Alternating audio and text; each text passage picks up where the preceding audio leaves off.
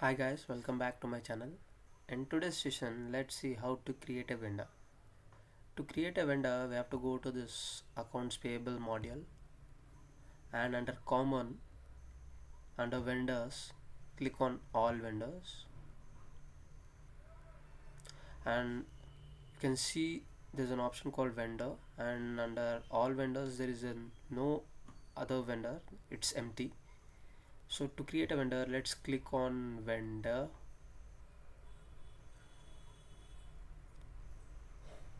and record type should be organization, and let's take give a name of this vendor as V3 electronics.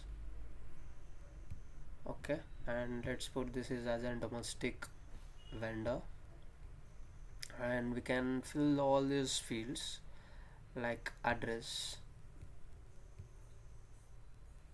contact information, miscellaneous details, vendor profile, and everything.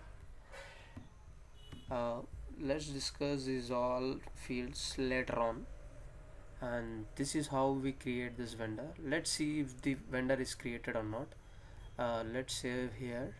To save, we can go to this file and save, or else there's a shortcut Control S. So we can click Control S and click on close